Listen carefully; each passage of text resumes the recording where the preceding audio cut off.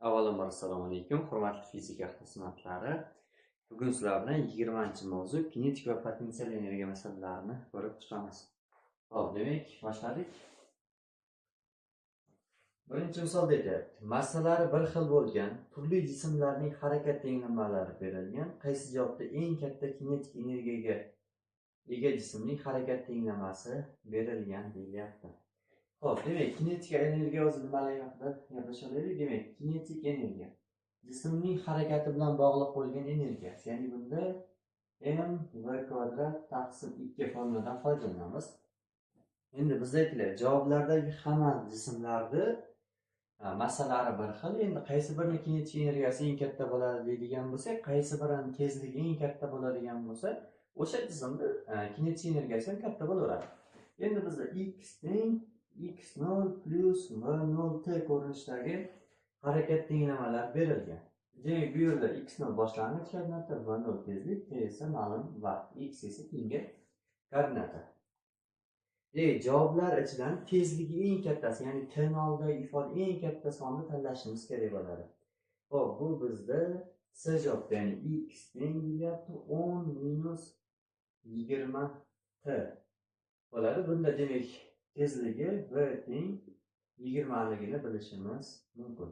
Demak, bu bizda C javob. Xo'p, ikkinchi savol. Jism radiusi deyapti 40 santimetrli aylana bo'ylab tekis harakat qilmoqda. Agar uning kinetik energiyasi 32 joule bo'lsa, unga ta'sir qiluvchi markazga intilma kuchini aniqlang deyapti. Demak, F markazga intilmaning hisobi. Demak, kinetik energiya bu teng bo'ladi mv² taqsim 2. Xo'p, demak, shundan qarang, endi bir yo'l markazdan qochmay, markazga intilma kuchi ham yozadigan bo'lsam, mv² taqsim r bo'ladi-da. Demak, mana bu yerda mv² topib olish mumkin ekan. Demak, bunda mv² topadigan bo'lsam, 2 ko'paytirib 64. Radiusi esa 40 sant yoki 0.4 deganimiz 0.4 bo'lishi kerak. Bundan natija 160 newton markazga intilma kuch ta'sir qiladi deyishimiz mumkin. Bu baza. Hop, uchinchi savol. Massasi 2 kilogrammli jismning tezligini vaqtga bog'lanish tenglamasi v teng 5 plus 2 ta ko'rinishida. Massasi 2 kilogramm, tezlik tenglamasi v teng 5 plus 2 ta. Necha sekunddan keyin uning kinetik energiyasi, ya'ni t teng so'roq deyapti. Qanchadan keyin kinetik energiyasi 81 joule bo'ladi deyapti. Demak, mv² taqsim 2. Ya'ni energiya 81 joule bo'lgandagi tezligini topib oladi. V teng ilzosi 2 ko'paytirilgan 81 taqsim m bo'ladi. m.2 qo'yiladi. Demak, bundan natija 9 kelib chiqadi. Demak, jismning tezligi necha sekunddan keyin 9 bo'lishini topib qo'ysam bo'ladi. Demak, buning uchun 5 plus 2 tani 9 ga tenglab olamiz. Bundan t topadigan bo'lsam 2 sekund kelib chiqadi. Demak, 2 sekunddan keyin jismning kinetik energiyasi 81 bo'ladi. Xo'p, bu ajoyib. Hop, to'rtinchi misol. Jism aylana bo'ylab tekis harakat qilmoqda. Agar uning kinetik energiyasi 50 joulga, markazga intilma tezlanishi a normali demak 3 ga va impulsi deyilyapti 20 ga teng bo'lsa, unga ta'sir qiluvchi teng ta'sir etuvchi kuchni toping degan. Hop, teng ta'sir etuvchi kuch so'rabdi bizni. Hop, bundan foydalanadigan bo'lsam, kinetik energiyamiz bizda bo'ladi.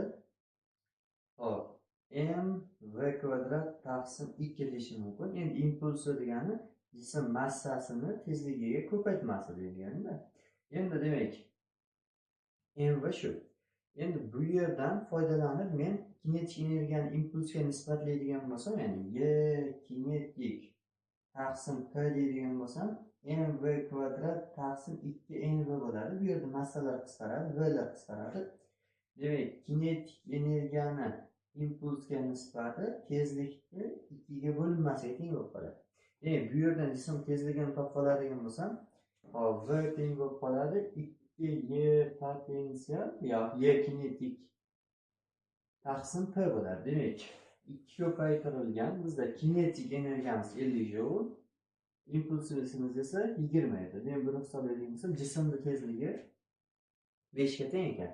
Endi impulsdan mv teng 20 ligidan massani topadigan bo'lsam, 20 ni 5 ga nisbat, ya'ni massasi 4 kilogramm deb chiqadi. Demak, bizda tezlanishimiz ham bor edi 3.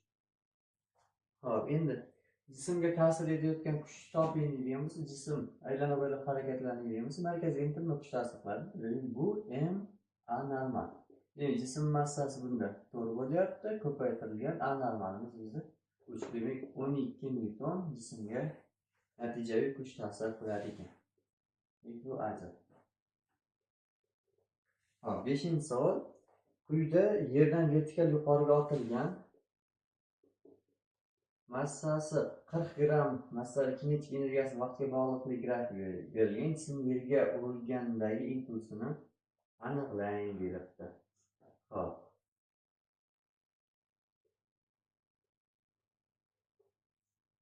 Demak, mana bu vaqt, bu kinetik energiya. Mana bu 8, mana bu nuqta 16. Endi e'tibor beramiz, kinetik energiyani nimaga vaqtga bog'liqligi bo'lyapti. Demak, jismda mana bu yerdan otadigan bo'lsam, bu yerda kinetik energiyasi maksimal bo'ladi. Ko'tarilgan sari kinetik energiya kamayadi. Eng maksimal balandlikka chiqqanda kinetik energiya 0 ga teng bo'ladi. Demak, jism eng tepaga chiqish uchun 8 sekund vaqtini sarfladi. Endi qaytib tushayotganda kinetik energiya ortadi, yana eng tushayotganda yana kinetik energiya maksimal qiymatiga erishaveradi. Hop, demak, uning impulsini aniqlaylik. Demak, mana bu impuls topish uchun menga qanaqa tezlikda otilgani kerak bo'ladi. Ya'ni qanday tezlikda otilsa, o'sha tezlikda nima qiladi? Albatta u tushadi. Demak, jism 8 sekundda maksimal balandlikka ko'tarilyapti. Bundan uning tezligini topadigan bo'lsam, gt, ya'ni 1 gt.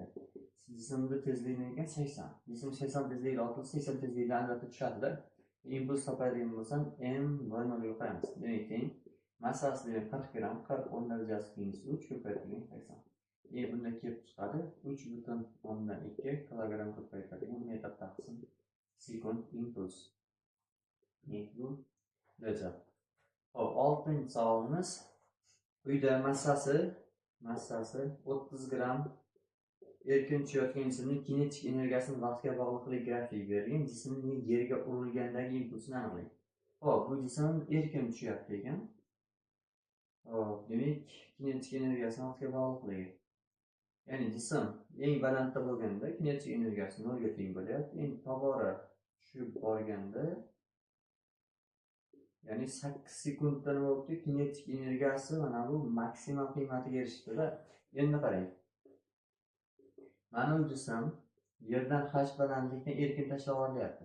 Bu yerda uni potensial energiyasi maksimal bo'ladi, kinetik energiyasi 0 ga teng. Ya'ni mana bu nuqta.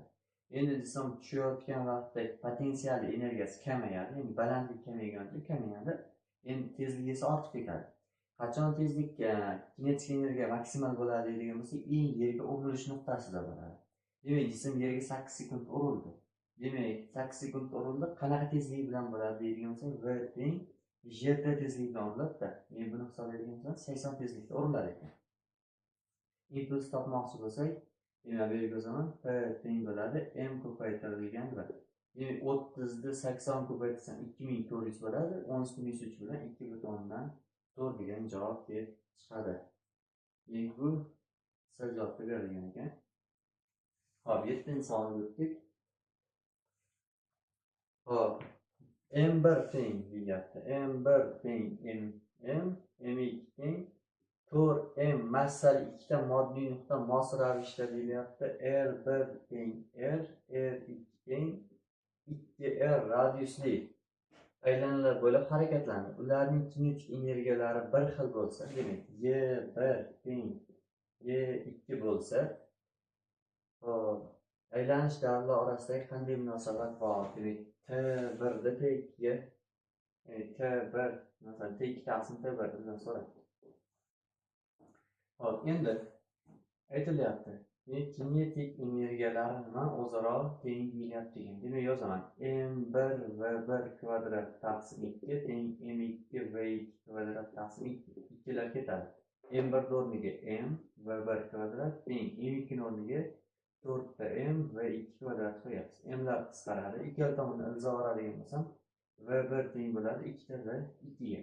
v1 o'rniga 2pi r1 taqsim t1 teng 2pi r2 o'rniga demak 2r taqsim t2 yozaman. 2lar qisqaradi, rlar qisqarib ketadi. Demak, bu yerdan t2 ni topadigan bo'lsak, ya'ni t2 ning 2 ta t1 ekanligi deb chiqadi.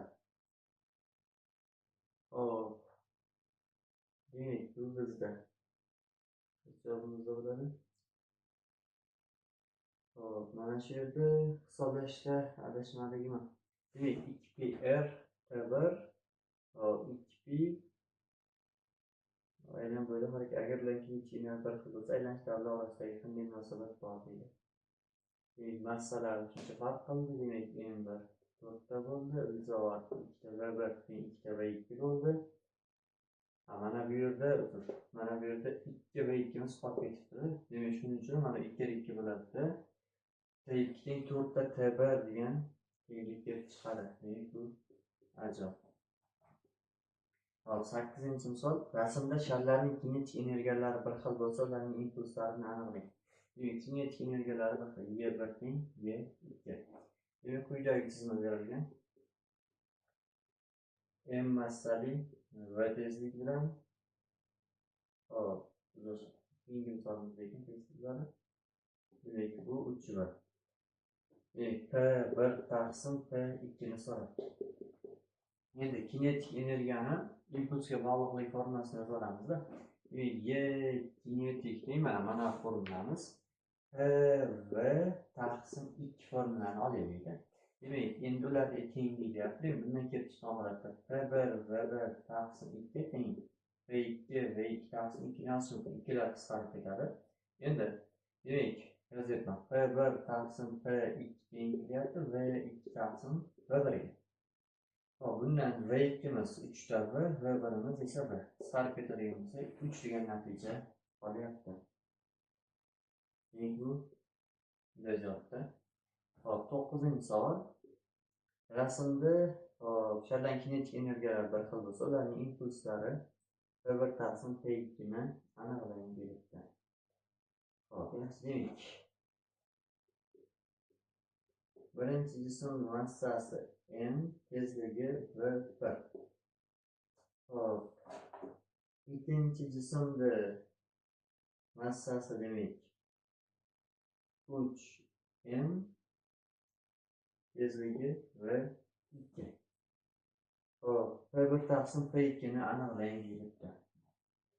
Demak, kinetik energiyalar bir xil deyiladi, yozamiz. M v1 kvadrat taqsim 2 teng m v2 kvadrat taqsim 2. Bu yerdan hop, mana bu 3m edi. Demak, massada ham 2 lar qisqarib ketadi.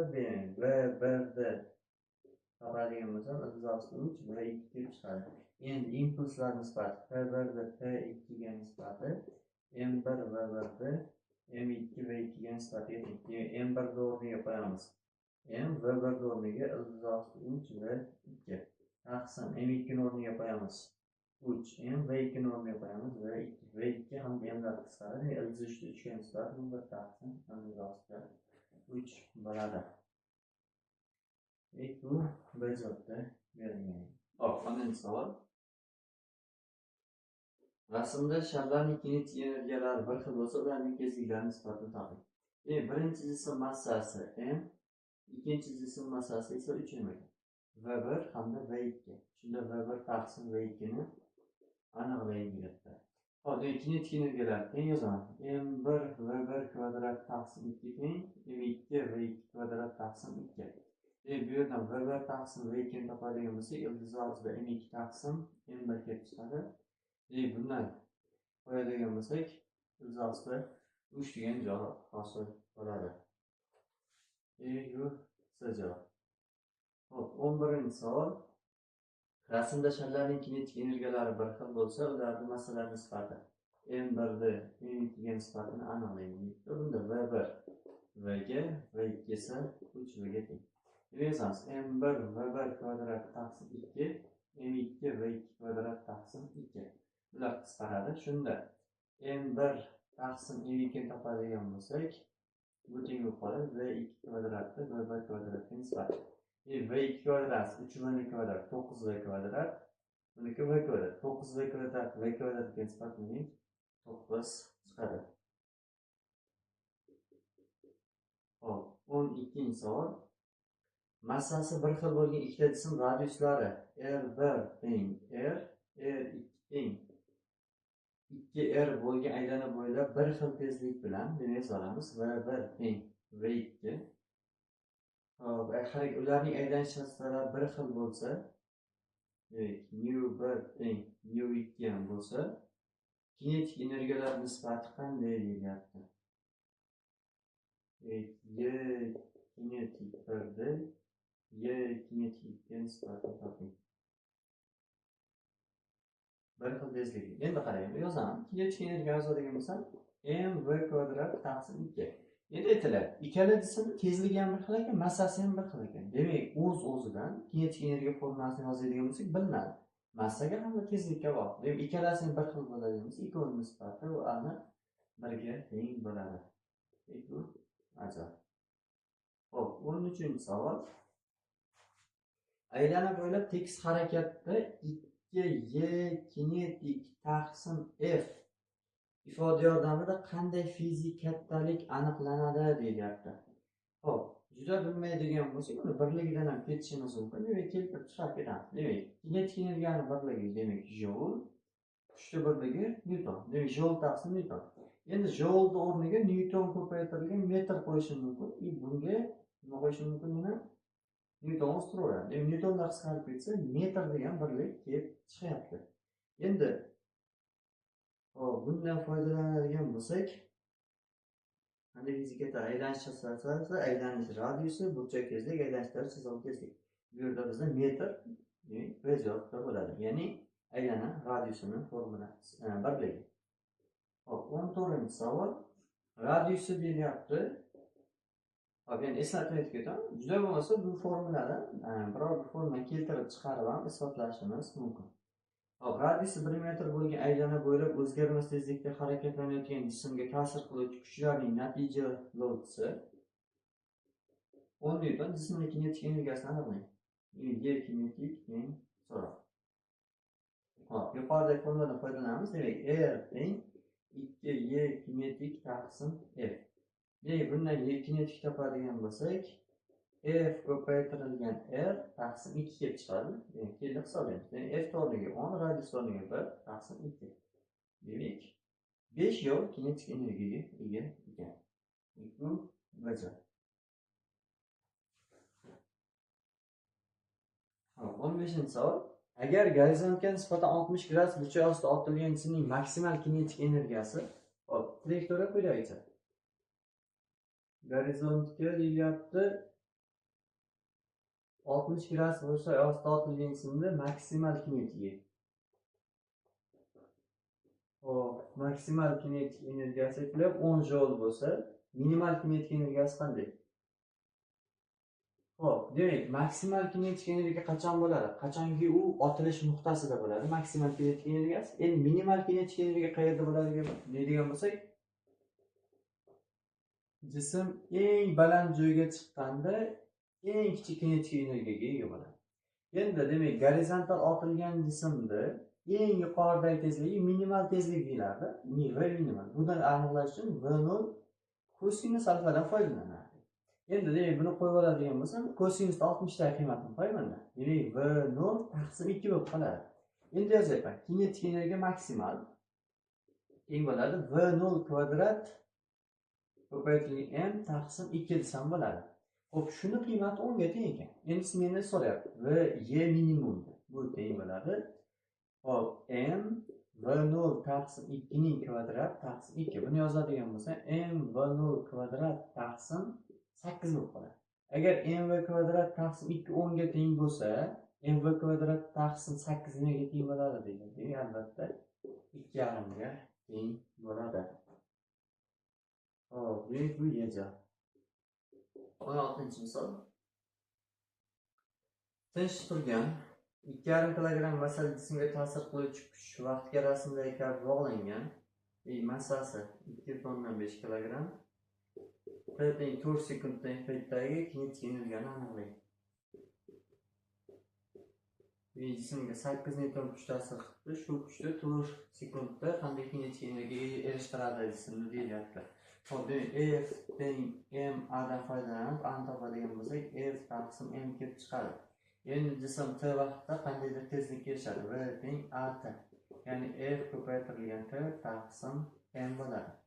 Kinetik energiyani topmoqchi bo'lsak, bu degani m v kvadrat taqsim 2 bu teng m taqsim 2 ko'paytirilgan v kvadrat o'rniga f kvadrat t kvadrat taqsim m kvadratdan foydalanamiz. Bular qisqaradi. F kvadrat t kvadrat taqsim 2. Demak, buni hisoblaydigan taqsim 2m bo'ladi. F o'rniga 8, 8 kvadrat 64, t o'rniga 4, 4 kvadrat 16. Taqsim 2 ko'paytirilgan massamiz bizda 2,5 bo'ladi. Hop, demak, buni hisoblab oladigan bo'lsam, bu ikkalasini ko'paytirsam 5, 16 ni 5 ga bo'ladigan bo'lsam 3,2, 64 ko'paytirilgan 3,2 kelib chiqadi.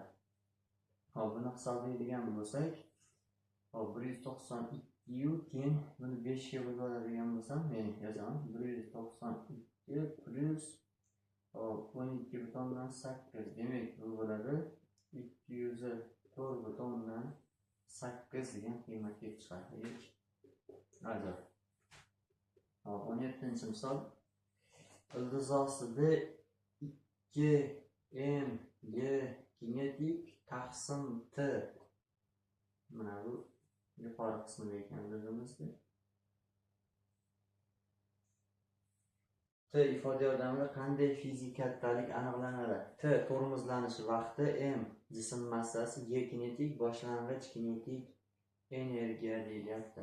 Hop, demak, teng vaqti mana bu demak 2 ko'paytirilgan m, buni o'rniga hop m v kvadrat taqsim 2 ni qo'yib yuboraman. Shunda 2 lar qisqarib ketadi. Demak, bunda kelib chiqyapti hop m v taqsim t degan ifoda kelib chiqadi. Hop, bundan topib oladigan bo'lsak, qarang. V ni, ya'ni boshlang'ich tezligini vaqtga nisbatan tezlanishni beradi. Bu degani m ko'paytirilgan a degani. Faqatgina bu aytyapti ishqalanish kuchi ta'sirida deyilyapti. Hop, bundan m deganimiz bu bizda tormoz ishqalanish koeffitsiyenti, ishqalanish kuchi, ya'ni bu hisob javob bo'ladi. Ya'ni ishqalanish kuchi jism qachon sekinlancha harakat qiladi, qachonki ishqalanish kuchi ta'sirida. Demak, jism massasini tezlanish ko'paytmasi bizga kuchni beradi. 18-misol. L ko'paytirilgan F ishqalanish ifoda yordamida qanday fizik kattalik aniqlanadi? L tormozlanish yo'li, F ishqalanish kuchi deyilyapti. Boshlang'ich tezlik, jismning boshlang'ich impulsi, boshlang'ich kinetik energiya, tormozlanish vaqti, ishqalanish vaqti. Buni quyidagicha yozsam mana. F ko'paytirilgan S bo'ladi. Bu esa bizga mexanik ishni beradi. Mexanik ish ikkinchi tomondan energiyalar ayirmasiga teng deyiladi. Demak, bu sekinlanuvchi harakat, ya'ni tormozlanuvchi harakat bo'lgan jismda boshidagi energiyasi Y kinetik, oxiridagisi esa 0. Buni ayiradigan bo'lsam, kinetik energiya jismda harakat boshidagi kinetik energiyasi kelib chiqaradi. Men javoblarchidan boshlang'ich kinetik energiya javobi bizda eng to'g'ri javob bo'ladi. Hop, 19-savol.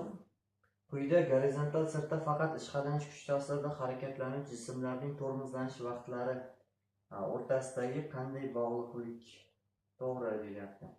Hop, tormozlanish vaqtlari deyilyapti ekan. Hop, demak, quyidagicha chizmani chizib olamiz. Birinchi jism massasi 2m, kinetik energiyasi Y kinetik. Hop, ikkinchi jismning massasi m, buniki 2y kinetik energiya bilan. Tormozlanish vaqtlari qanday bo'ladi? Ishqalanish koeffitsiyenti ikkalasi uchun ham mu ga teng ekan. Hop, demak, buni hop kinetik energiyalari men yozadigan bo'lsam, y kinetik teng 2mv1 kvadrat taqsim 2. Hop, 2y kinetik teng Hop, m v2 kvadrat taqsim 2. Bu yerdan v1 ni topadigan bo'lsa, v1 kvadrat topadigan bo'lsam, 2 ni taqsim m. Hop, v2 kvadrat topadigan bo'lsam, 4y 2 ni taqsim m kelib chiqadi. Hop, endi tormozlanish vaqtini, formulasini yozadigan bo'lsam, hop, ya'ni t teng bo'ladi bizda v1 taqsim mu y'ni yozsam bo'ladi. v1 o'rniga demak ildizi y kinetik taqsim m taqsim mu g. t2 o'rniga ildizi ostida 4y kinetik taqsim m taqsim mu g ni yozaman. Shunda t1 agar t ga tengligini bo'lsam, t2 menga 2t ga tengligi kelib chiqadi. Demak, t2 teng 2ta t1 deb yozishim mumkin. Bu ajab. Hop, 20-savol. Quyida gorizontal sirtda faqat ishqalanish ta'sirida harakatlanuvchi jismlarning tormozlanish yo'llari nisbati qanday deyilibdi? Hop, demak, ishqalanish koeffitsiyenti mu ga teng ekan. Birinchi jism massasi 2m, kinetik energiyasi v kinetik. İkinci cisim massası m, kinetik energiyasi ise 2g kinetik. Tormozlanish yo'llari nisbati qanday bo'ladi deyilibdi. Demak, yuqoridagi 18 misoldan foydalanib ketamiz. Demak, f ishqalanish ko'paytirilgan L1 teng bo'ladi g kinetikka. F ishqalanish 2 ko'paytirilgan L2 teng bo'ladi 2g kinetikka. Hop, bu yerdan y kinetiklar topib tenglaydigan bo'lsam, f ishqalanish 1 ko'paytirilgan L1 teng bo'ladi f ishqalanish ko'paytirilgan L2 taqsim 2 ga.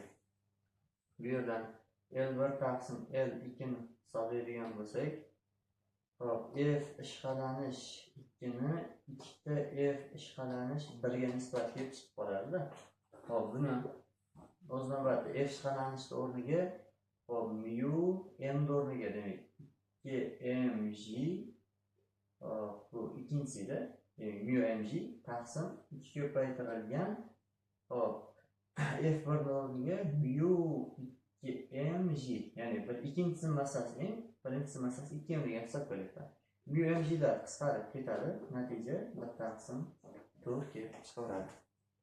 Demak, L1 taqsim L2 bizda 1 taqsim 4. Demak, bu birinchi savol. Uyda jism tezligining impulsiga bog'liqlik grafigi berilgan. Bo'yalgan sohaning yuzasi qaysi fizik kattalikka miqdor jihatdan teng deyiladi?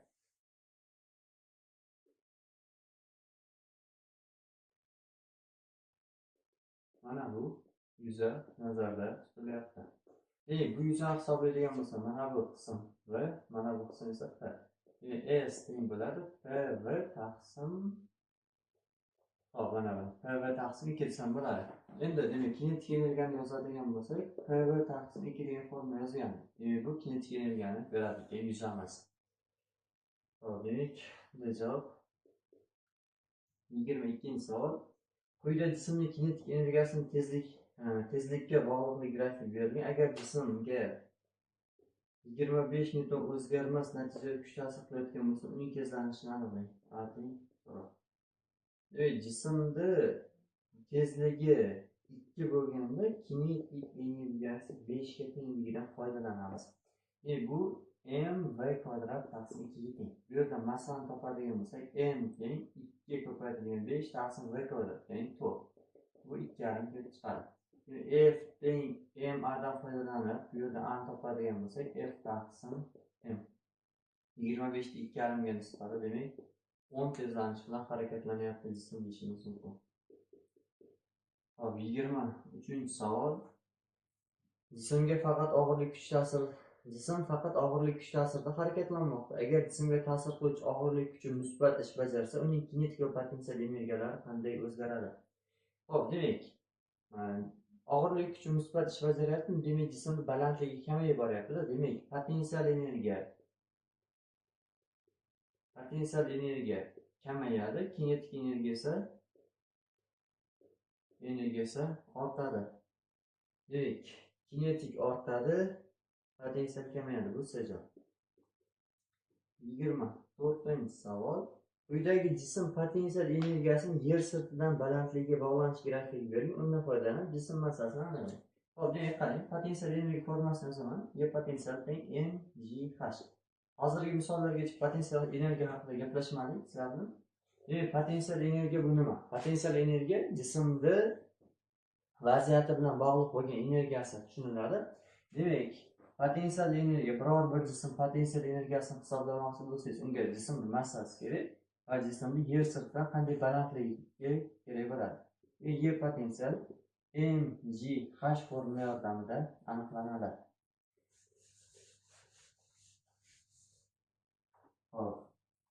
Demak, grafikni o'qib beraman, chizyapman. Demak, jismni balandligi 6 metr bo'lganda, uni potensial energiyasi 120 joule ekan. Bundan foydalanib jism massasini aniqlaymiz. Yuqoridagi formuladan massani topadigan bo'lsam, Y potensial taqsim JH formula kelib chiqadi. Demak, massani topadigan bo'lsam, Y potensialimiz bizda 120, J 10, H esa 6. 120 60 ga nisbati. Demak, bu jism massasi 2 kilogramm bo'lgan deyishimiz mumkin. Javob. 25-savol.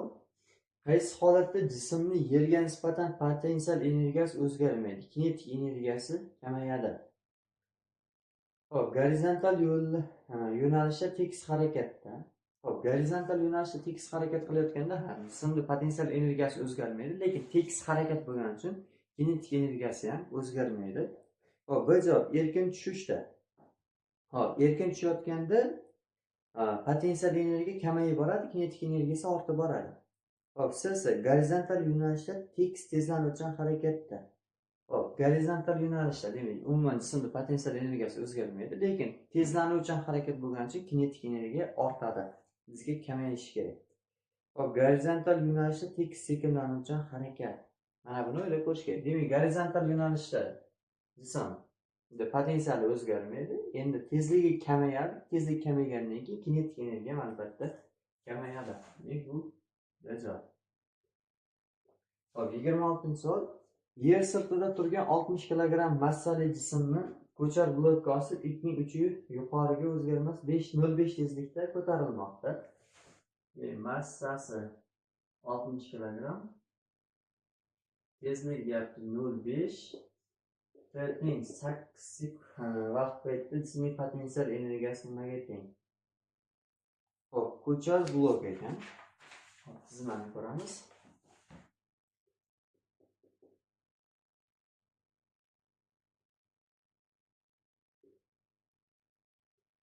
Hop, mana bu 0.5 tezlik bilan ko'tarilayotgan bo'lsa, jism 0.5 taqsim 2 tezlik bilan, ya'ni 0.25 tezlik bilan harakatlanadi-da. Shunda 8 sekundda qancha balandlikka ko'taradi? Demak, h teng 0.25 ko'paytirilgan 8. Buni hisoblaydigan bo'lsam, 2 metr balandlikka ko'taradi. Shunda potensial energiyasi mgh, demak 60 10 ko'paytirilgan 2. Bu 1200 joule bo'ladi. Kilojoulda so'ragan ekan, demak 1.2 kilojoule. Demak, javob. 27-savol. Gorizontga burchak ostida otilgan jismning trayektoriyaning eng yuqori nuqtasidagi potensial energiyasi kinetik energiyasidan 4 marta katta. Demak, Y potensial 4 ko'paytirilgan Y kinetik. Endi burchak ostida otilganmi? O'shanda kinetik energiyasi ikkitadan bo'ladi, minimum bo'ladi-da. Otilish burchagi tangenisi nimaga teng bo'lyapti? Potensial energiya yozaman. mgh maksimum teng bo'ladi 4 ko'paytirilgan mv0 kvadrat kosinus kvadrat alfa taqsim 2 bo'ladi. Hop, bu yerdan m lar qisqaradi. J ko'paytirilgan h maksimum o'rniga v0 kvadrat sinus kvadrat alfa taqsim 2j qo'yamiz. Demak, bu 2v0 kvadrat kosinus kvadrat alfa. Bu yerdan j lar qisqarib ketadi hamda v0 kvadratlar qisqarib ketadi. Bizdan so'ralgan tangens, demak sinus kvadrat alfani kosinus kvadrat alfaga nisbati mana bu ikki yoqni ko'paysa 4 bo'ladi. Endi demak tangens alfaning kvadratini beradi bu teng 4. Bundan foydalanib tangens alfa teng 2 ekanligi kelib chiqadi. Bu bajar. Hop 28-savol. Jism yerdan yuqoriga otildi. Potensial energiyaning vaqtga bog'liqligi grafiki yordamida uning maksimal ko'tarilish balandligini aniqlang. Demak, jism yerdan yuqoriga otilyapti. Yerdan yuqoriga otilayotganda, demak, uni potensial energiyasi dastlab 0, keyin esa qandaydir maksimum qiymatga erishadi. Va jism maksimum qiymatga erishgandan keyin potensial energiyasi yana nima qilish boshlashdi? Kamayish boshlashdi. Chunki jism yerga qaytib tushadi-da. Endi qarang, jismning potensial energiyasi eng yuqori nuqtada maksimal bo'ladi-da. Bu uchun 6 ketibdi vaqt. Demak, jism 6 sekundda qanaqa balandlikka ko'tarilib olgan? Shuni topishimiz kerak bo'ladi ekan. Demak, h teng j kvadrat taqsim 2 dan foydalanamiz. Demak, bu 5 ko'paytirilgan 36. Ya'ni 180 metr maksimal balandlikka ko'tarilgan ekan. Hop, 29-savol. Massasi 50 gram. Yerdan vertikal ravishda otildi. Potensial energiyasi vaqtga bog'liqligi grafiki yordamida uning otilgan paytda kinetik energiyasini qiymatini toping deyapti. Hop, demak, mana potensial energiya ekan. Eng yuqoriga chiqish uchun 8 sekund vaqt ketibdi. Demak, bundan foydalanib jismning tezligini topadigan bo'lsak, gt bo'ladi, ya'ni 80. Kinetik energiyani hisoblaydigan bo'lsak, mv kvadrat taqsim 2. Demak, jism massasi bizda bo'ladi 0,05 ko'paytirilgan, demak mana 6400 taqsim 2.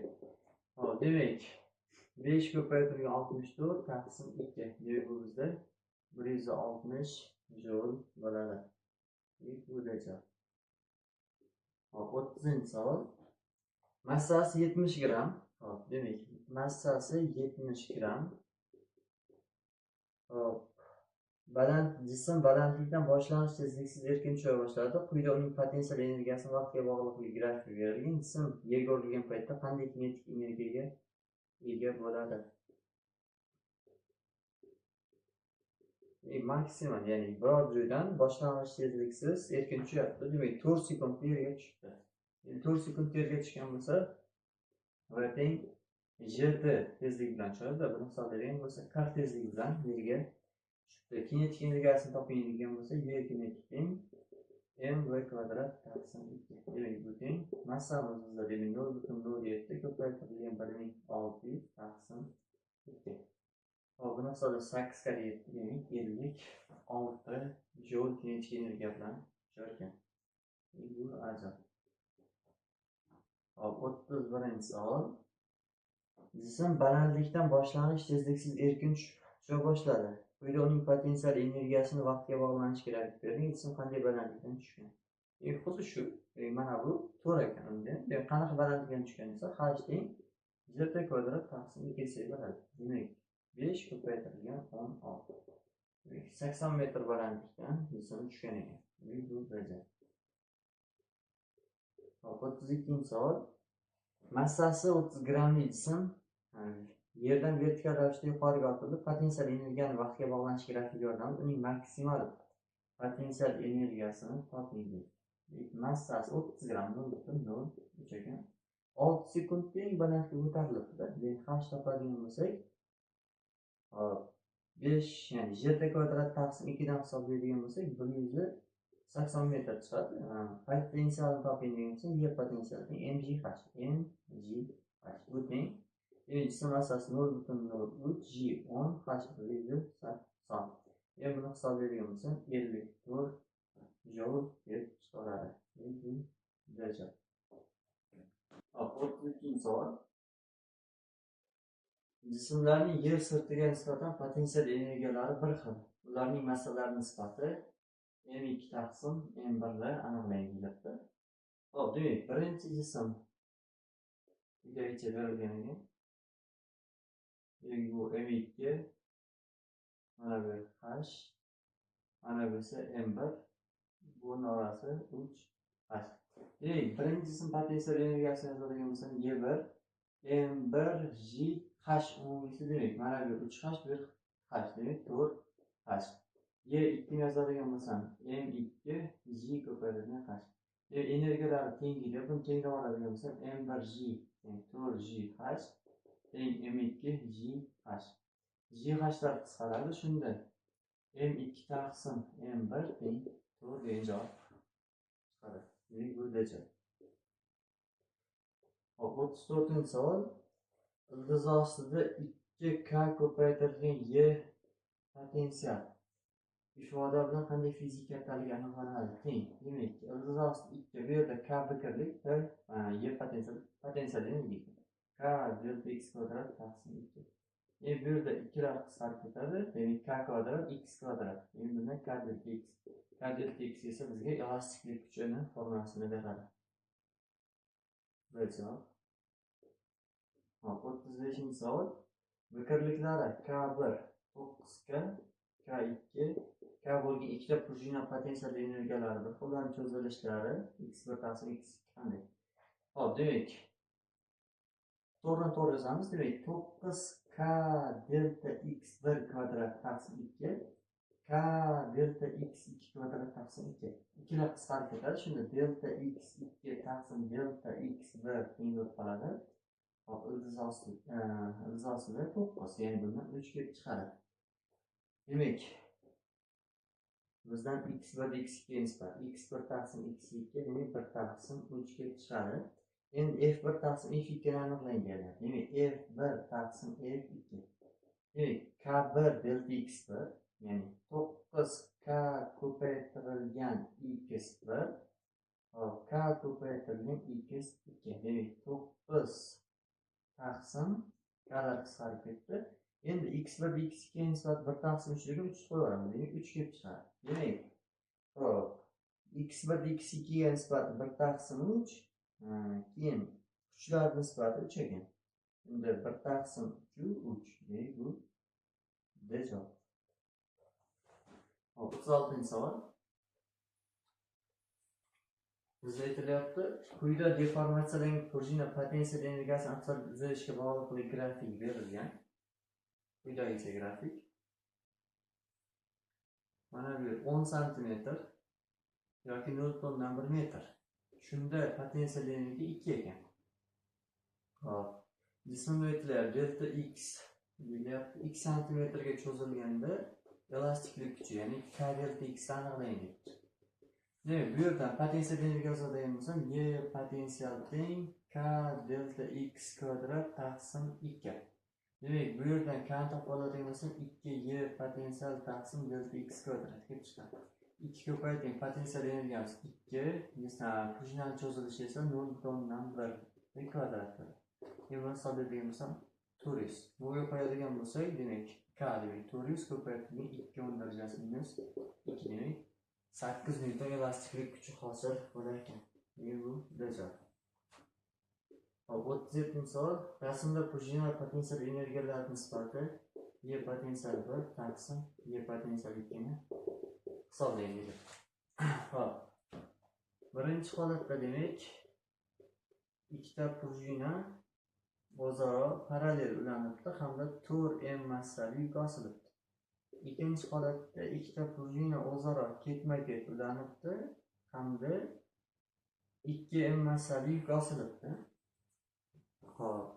Demak, bu 4mg ta'sirida cho'ziladi. 4mg teng umumiy bikrligimiz bu k bo'ladigan bo'lsa, umumiysi 2k.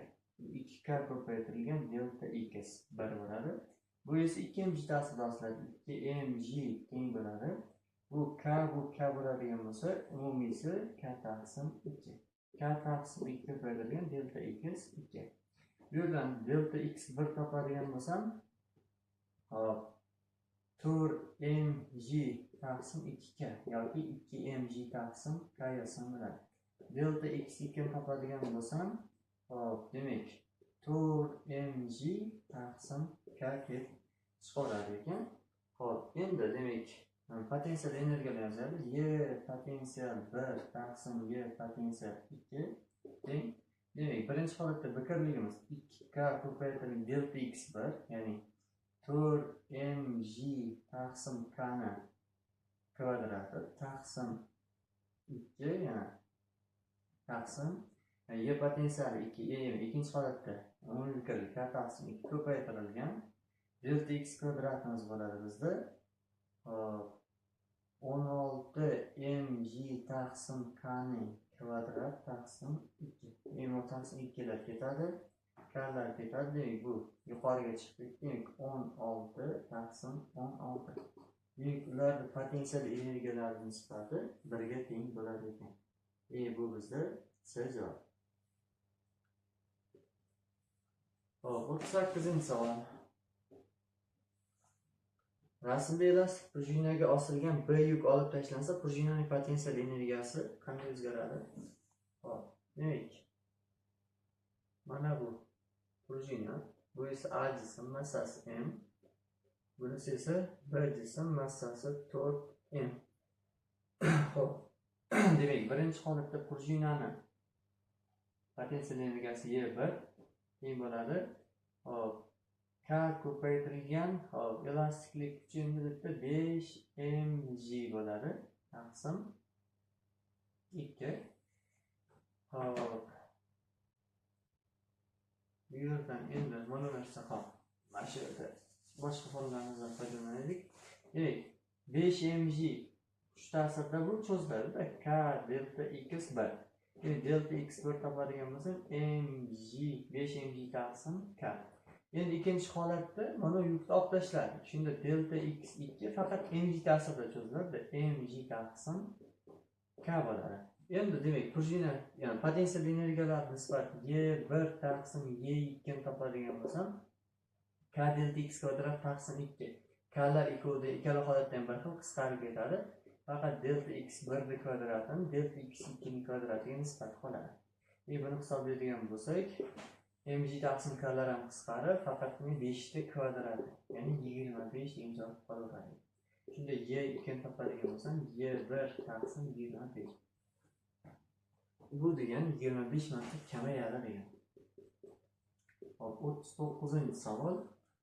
Har xil biqirlikdagi ikkita prujinaga M massali yuk osilgan. Qaysi javoblar, bayonotlar to'g'ri? Ikkita prujinaga M massali yuk osilibdi. Buni biqirligi demak 600, buni biqirligi 300. Bu birinchi prujina, bu ikkinchi prujina.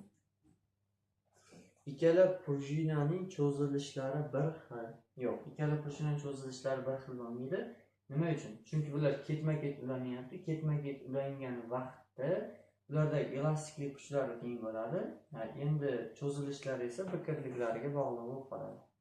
Hop, endi ikkinchisida ikkala prujinaga ta'sir qiluvchi kuch bir xil. Ikkinchi tasdig'imiz to'g'ri. Chunki bunga qancha ta'sir qilsa, bu mana bu orqali bunga o'sha kuchni o'tkazib yuboradi. Hop, uchinchi sistemaning umumiy biqirligi 900 deyiladi.